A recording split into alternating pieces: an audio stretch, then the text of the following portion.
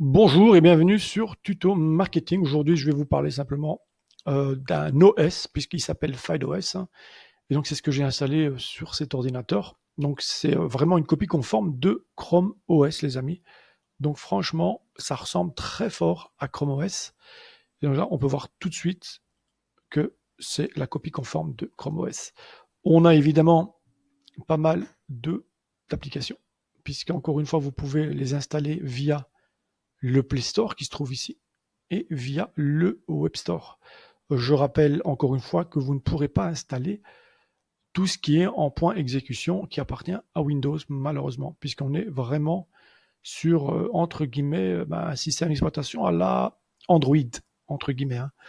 Et donc ici, vous travaillez uniquement en ligne, c'est-à-dire que vous êtes directement connecté sur le cloud.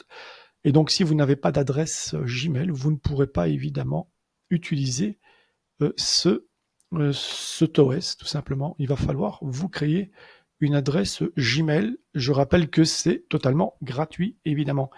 Et avec cet environnement-là, on peut évidemment travailler, par exemple, sur différentes choses, hein, comme Google Site, Google Form, Google Sheet, Google Draw, etc. Donc, on peut travailler sur l'écosystème de Google.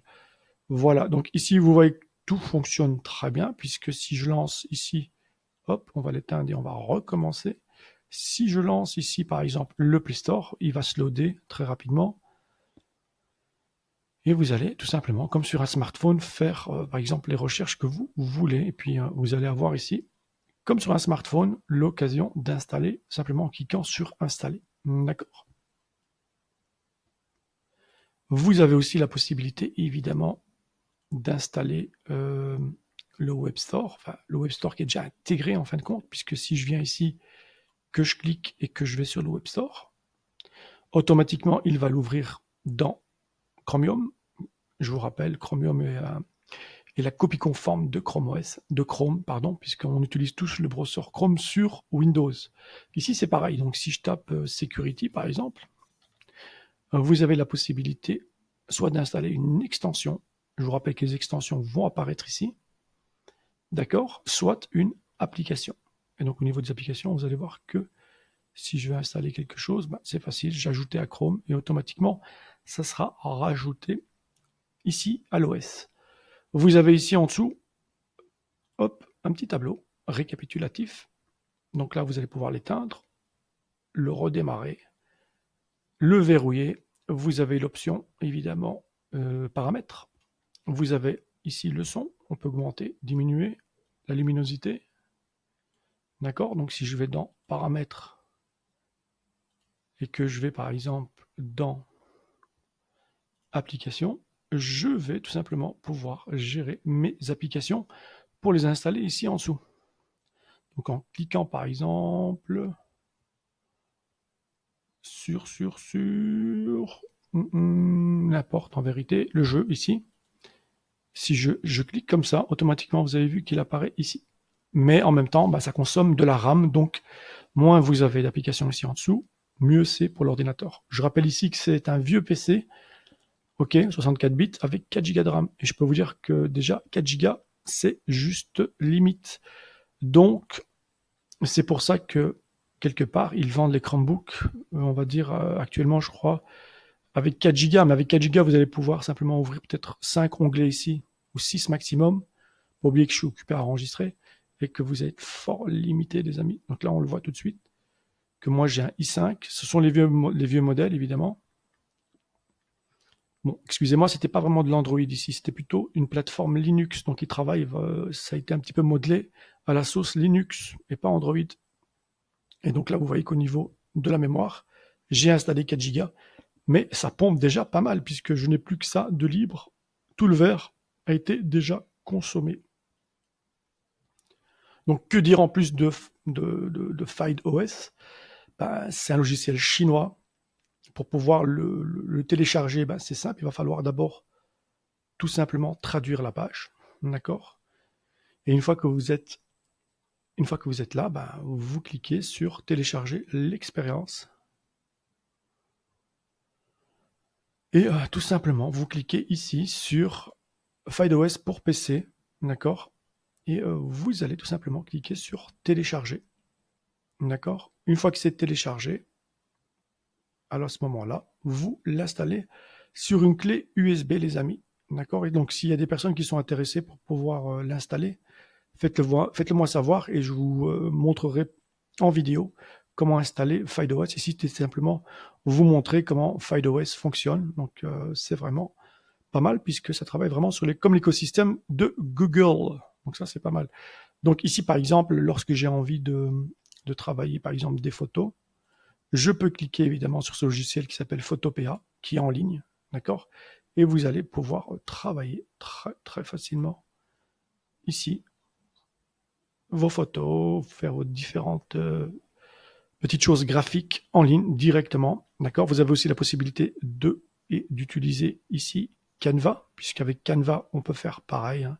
Canva ici vous permet aussi de travailler tout ce qui est votre charte graphique, hein, votre design, vos flyers, vos bannières, vos symboles, miniatures, etc., etc. Ok. On peut évidemment installer des jeux, puisque vous le voyez vous-même, on peut tout simplement installer les jeux. Et évidemment, on a YouTube, on a pas mal de choses. Ici, ça c'est le côté paramètres. Voilà, paramètres, PDF Viewer, on a Cut d'Europe, c'est le jeu. Ça, le store, c'est tout ce qui est un peu comme Play Store, mais chinois. Donc si je clique dessus, vous allez voir que voilà, c'est la partie Play Store chinois. Voilà, d'accord. Donc ça fonctionne bien, même si ici, bon ça consomme, hein, ça consomme pas mal de RAM pour le moment. Ça consomme pas mal de RAM. Voilà, donc ici, on peut vraiment installer pas mal de petites choses via le Chrome Web Store, à vous de voir, d'accord? N'installez que ce que vous allez utiliser, évidemment, ça ne sert à rien d'installer 1050 trucs que vous n'allez pas utiliser, les amis. Donc, je vous rappelle que c'est important d'installer uniquement ce que vous avez besoin. Donc là, évidemment, on peut, comme je vous l'ai dit, travailler sur, par exemple, Google Forms. On va pouvoir travailler sur Google Forms, d'accord? Google Doc aussi, qui est l'équivalent de Office. Donc Google Doc, les amis, vous permet encore une fois de travailler, vous avez vu? Donc ça, on peut tout de suite le sauvegarder ici. Donc vous avez la possibilité de travailler sur Google Doc, Google Sheet, Google Slide, Google Form. Donc le slide, c'est le PowerPoint, le Sheet, c'est l'Excel, et le Docs, c'est le Word, tout simplement. Et l'avantage de Form, c'est que vous allez pouvoir créer, comme ça, gratuitement, des formulaires qui vont pouvoir être utiles pour pouvoir tout simplement poser des questions, soit à vos élèves, soit à votre client. Et l'avantage aussi, c'est que c'est totalement gratuit, les amis. D'accord? Je vous rappelle qu'on a 15 gigabytes au niveau de Google Drive qui est offert par Google. Donc là, c'est gratuit. Mais vous avez aussi la possibilité de travailler sur G Suite. Mais ça, je ferai une autre vidéo là-dessus. Donc ici, vraiment, l'OS en lui-même, c'est pas mal, puisque pour ceux qui n'ont pas l'occasion d'acheter un Google, les Google Chrome, là, les ordinateurs, là, les Chromebooks, comme on les appelle, donc ces fameux Chromebooks. Il faut savoir qu'un Chromebook actuellement, c'est du Celeron. Alors le Celeron, c'est pas extraordinaire, hein, il faut être honnête. Voilà, donc là, si par exemple on va à la Fnac, vous allez voir que souvent ils vont vous vendre, oui, le fameux Celeron. Et le Celeron, c'est un petit peu le bas de gamme, entre guillemets. J'aime pas dire ça, mais c'est un peu le bas de gamme. Voilà. Donc là, vous allez voir que les Chromebooks, ouais, c'est génial, comme vous venez de le voir, hein. Donc là, vous avez différentes marques. Je vais pas faire la publicité, mais voilà, ça dépend de ce que vous avez comme prix, ce que vous êtes prêt à investir. Mais il faut savoir un Chromebook, par exemple, ici, on va prendre un Acer, par exemple. Si on part par exemple, vous allez voir tout de suite que ici, c'est un Intel Core, donc ça n'a plus rien à voir, c'est même plus du Celeron, mais c'est vraiment quelque chose d'assez puissant, puisque vous le voyez, ici déjà, il a 8 Go de RAM, Donc ça, c'est très important. Et vous avez un SSD en disque dur de 128. Donc là, c'est intéressant. Mais on voit tout de suite que le montant ici, ben, on est à 900 €, quoi. D'accord? Donc ici, vous avez donc celui-là ici, le Spin, il me semble. Là, on voit tout de suite que c'est du Mediatek, uniquement 4 Go de RAM et 32 en disque dur, puisque je vous rappelle qu'ils n'ont pas réellement de disque dur, hein, les Chromebooks. Ils ont simplement une petite carte SD, entre guillemets, et ça fonctionne comme ça. Donc ici, bof, Mediatek, et on est à 300 €. Mais il ne faut pas attendre à avoir quelque chose d'extraordinaire non plus au niveau puissance par rapport à ce type de Chromebook. D'accord? Donc si vous voulez travailler par exemple sur tout ce qui est graphique et des choses comme ça, vous n'allez pas pouvoir beaucoup faire de belles choses, quoi, entre guillemets. Ici, on voit tout de suite que ça, c'est les Chromebooks d'Acer, donc en Intel Celeron, 4 Go de RAM, 64 Go en SSD. D'accord? Donc là, toujours un Celeron 275. D'accord? Donc, moi, ça peut être intéressant si on fait uniquement, et je le rappelle, du travaux de bureau. Donc si vous êtes étudiant et que vous voulez faire beaucoup d'administratif dans le sens où vous allez travailler avec Google Docs, Google Forms et ainsi de suite, pas de problème les amis, ça fonctionne très bien. Vous voulez regarder une vidéo sur YouTube, ça fonctionne très bien. D'accord?